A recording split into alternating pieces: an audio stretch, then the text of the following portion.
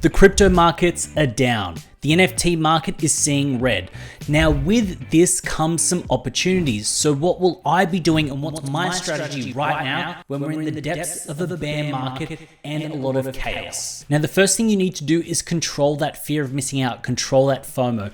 Now there may be some people out there that think this is a little bit weird, but at the moment when prices are quite low, it feels very natural to snap up these bargains. So what we can actually do is if we jump over onto Nansen, this is the blue chip index, and you can see exactly where these blue chips are. Now the software that I'm using is Nansen. I've got a link for a tutorial on how to use Nansen up here, and there's also a link for Nansen down below. Now full disclosure, it is an affiliate link, so if you do sign up, I do get a kickback. So this is Nansen's blue chip index. Now this basically goes, if you had $1,000, where would you be sitting right now with your blue chips? Now at the moment, it ran all the way up to around 1700, so you would have been doing quite well. Now it's crashed all the way back down here. So what you can see is that Nansen's blue chip index is showing that blue chips are down at an all-time low. And this is why you will hear some people in the space going, now's the time to move into blue chips, because traditionally what will happen is the blue chips will then move up over time, as you can see here. So if you can get them at a discount, you can then ride this big wave up. So now what I want to do is also kind of break down some of these blue chips and just kind of give you an indication of where some of them sit now. Now, I'm not saying buy these particular blue chips. This is not financial advice. You got to do your own research. But what I'm saying is this will give you an idea of where some blue chips are and how you can kind of read good entry points for blue chips using a tool like Nansen. Now, this is Clonex. Now, what you can see here is that there was a low point just sort of the end, kind of like around mid-March, but then we're also getting a low point right here. So at the moment, we are seeing a low point when it comes down to Clonex hitting at around that 12 ETH mark. So this kind of shows you that if Clonex, and this is the average price, you could take a big chunk out of the middle of Clonex if you actually did enter at this point. Now, I'm not saying that you need to enter into Clonex right now, but the idea is that you can see here that this is a low that you could actually attain and achieve, and there's less risk on the downside than there is upside. Now, what I will say is you will need to let this run for a day or two to make sure there is some consolidation, because you're not sure how much further this could go down before finding a consolidation to then work its way back up. Now, what we're going to do is we're going to jump over on to Doodles and have a look at Doodles and see where Doodles is sitting. So with the pen tool out, you can see here that Doodles had a low around that kind of sort of start of March mark at around that 10 ETH mark. This is the average price. Now we can see here that there was a big top out when there was kind of a bit of hype. Now we're getting Doodles dropping down to around this average of a 16 ETH mark. So what I would be doing with a project like Doodles is you would want to see it actually kind of see if it bounces off this as a support, so it then kind of runs back up, or if Doodles is more likely to run back down to then hit this kind of average 10 ETH support here. Now, what you can notice is you can see a lot of the volume over the past sort of week or so with Doodles. So you can see that that's why the price is quite high. So when it comes down to a project like Doodles, you can see that the entry point for Doodles isn't as attractive as something like Clonex, because Clonex is approaching its bottom. Now, there is a big caveat with this, which is the fact that there are market plays that come to factor this in, with the fact that Doodles could have some announcements that can then propel this forward. They could then also have some FUD which will bring it down. The same thing with Clonex. Maybe people are getting over it and it's not actually going to be considered a blue chip when it comes down to the consensus of the community. So there are these things that you need to read between the lines and kind of get a grasp on, but these are some good ideas where you can look at some straight data to see if you should move into that blue chip into this particular time. Now, another one that we're going to look at right now is Mutant Ape Yacht Club, just to see where this is. Now with Mutant Apes, there will be a slight variation on this because the fact that there was the sort of Yuga Lands land drop, so there has been some value extracted, so that big pump was priced in.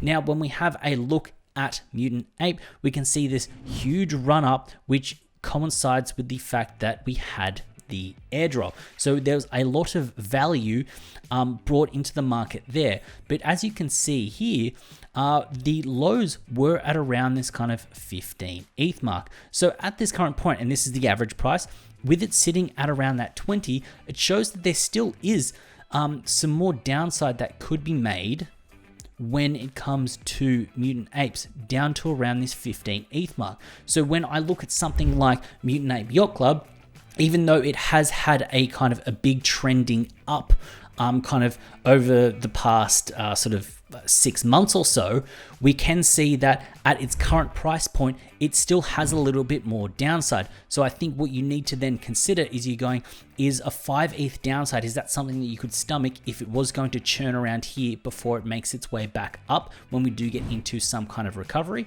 Or is this upside more likely what you're willing to kind of risk? So are you willing to risk a downside of 5 to have an upside of essentially 10 to 15? But saying that, you do need to read between the lines. You do need to kind of consider where the project actually sits when it comes to what announcements are on the horizon, what has been announced, what will be announced, and what value can be kind of extracted and tied to the actual project itself. Because yes, with something like Mutant Ape Yacht Club, the reason that these ran up is the fact that there was this land. So the idea is that the apes were most likely priced in at 20, knowing that there was speculation that you would then be able to get land and sell it for around kind of another sort of 10 to 15 ETH because you had mutant land. So the idea that someone would be able to kind of be more than likely pricing that in. So I know those were some random numbers that don't actually tie in specifically with Mutant Ape and the land drop, but the idea is that you can kind of start to see where things may be priced in when it comes down to blue chips to see if it actually is a good deal or not. Now, what I want to jump over now is kind of jump back into the blue chip index to kind of show you how things are running and where some other points are. Now, having a look at these blue chips here, what we can see is we can see what's happened over the past sort of 24 hours, the past 7 days, and then the past 30 days. Now, what I actually want to point out here is the fact that if you then look at what's happened over the past 30 days of these projects, you can then get an idea to see how a particular blue chip has then fared with something else. Now, I know that a tool like Nansen has all this data here, but you can also look at this on OpenSea. It just takes a little bit more time because all the data is out there. It's on the blockchain.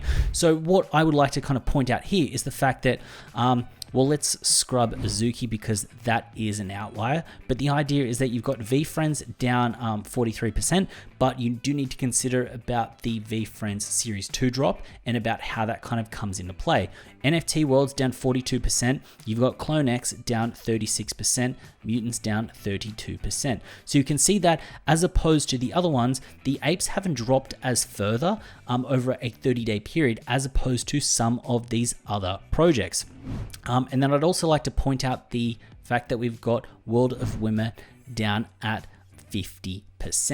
So when you start to compare these blue chips back to back, this can also help you decide what you would like to move into if it isn't going to be an emotional buy and you're looking at something that is just based off data and stats. If something has pulled back a little bit further, you can then actually look at it more in depth and see if the numbers stack up. So the reason that I wanted to show you an image like this and some data like this, as well as the data here, is the fact that when you can see this, you can instantly see if you've got a blue chip that has the potential for more upside, because that's what you're looking for within this space, looking for the upside. Because I think when you have a look at the entire market, you can see all the blue chips are down. Okay, that's great. You then have a look and see what blue chips are down further than that average. You can then use that to then be like, okay, this looks like there is more upside than downside, because I'm not saying that apes will drop any further, but the fact that we're kind of getting around this average of that 30%, the fact that apes have only dropped that 15% over that 30-day period may show you that there is more downside on an ape than an upside compared to other projects. So when it comes to my strategy, what I'm doing is I'm going to be keeping an eye on these blue chips, but then other projects that I believe are strong. I'm then going to be having a look at a consolidation period about where the price flatlines, and then using that as an entry point moving forward, because you don't want to make a decision now and catch the metaphorical knife that's falling. What you want to do is you want to make sure you enter in at a solid point to then hopefully ride it out when some volume and some good news comes back into the market. But I do think you should pay close attention to the crypto market to see how that is playing. So that is what my strategy is and how I believe you can take advantage of the current turbulent market conditions. If you found value in this video, please consider hitting up that subscribe button. And while you're down there, also hit up the like button. As always, it's been a pleasure having you with me. I look forward to seeing you in the next one.